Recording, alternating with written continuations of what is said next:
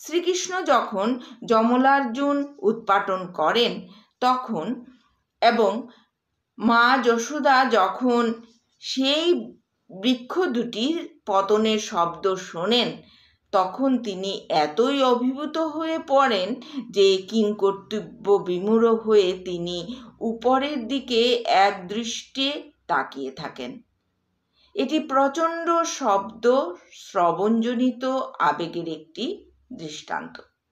বৃন্দাবনে আগুন লেগেছে দেখে সমস্ত গোপেরা একত্রিত হয়ে ঐকান্তিকভাবে শ্রীকৃষ্ণের কাছে আবেদন করতে থাকেন তিনি যেন তাদের রক্ষা করেন।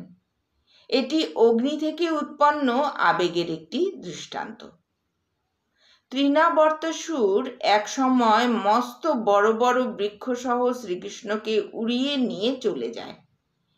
সেই সময় মা যশোদা তার পুত্রকে না দেখতে পেয়ে এতই অধীর হয়ে পড়েন যে তিনি ইতস্তত তাকে খুঁজতে থাকেন।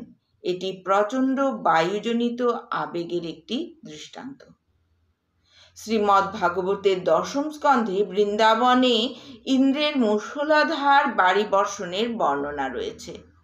সেই সময় সমস্ত গাভী এবং গোপবালকেরা প্রচণ্ড বায়ু এবং ঠান্ডায় এত কাতর হয়ে পড়ে যে তারা একত্রিত হয়ে শ্রীকৃষ্ণের চরণ কমলের আশ্রয় গ্রহণ করে।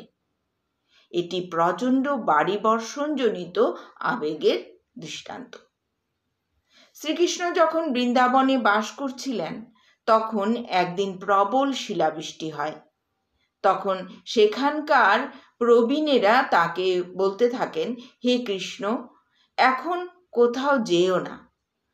তোমার থেকে অধিক বলশালী বয়স্করাও যখন এখান থেকে বেরোতে পারেন না, আর তুমি তো একটি ছোট্ট শিশু, সুতরাং এখন তুমি এখানেই বসে থাকো। এটি প্রবল শিলাবৃষ্টিজনিত আবেগের একটি দৃষ্টান্ত। শ্রীকৃষ্ণ যখন কালীয় দমন করার জন্য যমুনার বিষাক্ত জলে প্রবেশ করেন তখন গভীর আবেগ ভরে মা যশোদা বলতে থাকেন, দেখো পৃথিবী কিভাবে কম্পিত হচ্ছে, মনে হচ্ছে যেন ভূমিকম্প হচ্ছে এবং আকাশে উল্কাপাত হচ্ছে। আমার শিশুপুত্র যমুনার জলে প্রবেশ করেছে, এখন আমি কি করি?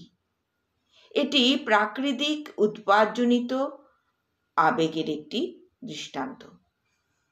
কংসের রঙ্গমঞ্চে শ্রীকৃষ্ণ যখন বিশালকায় মত্ত হস্তিদের দ্বারা আক্রান্ত হন তখন সেখানে সমবেত পুরুষ স্ত্রীরা তাকে সম্বোধন করে বলতে থাকেন, হে বালক, দয়া করে এখনই এখান থেকে তুমি চলে যাও। তুমি কি দেখতে পাচ্ছ না যে বিশালকায় হস্তিগুলি তোমাকে আক্রমণ করতে আসছে? তুমি যে সরল চোখে তাদের দিকে তাকিয়ে আছো তা দেখে আমরা অত্যন্ত উৎকণ্ঠিত হচ্ছি।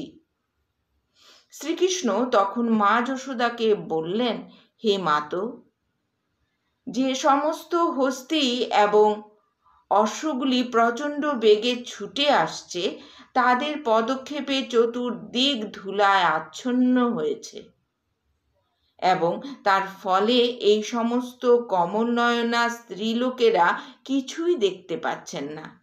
এই সমস্ত হস্তি এবং অশ্বদের ভয়ে তোমরা ভীত হইও না।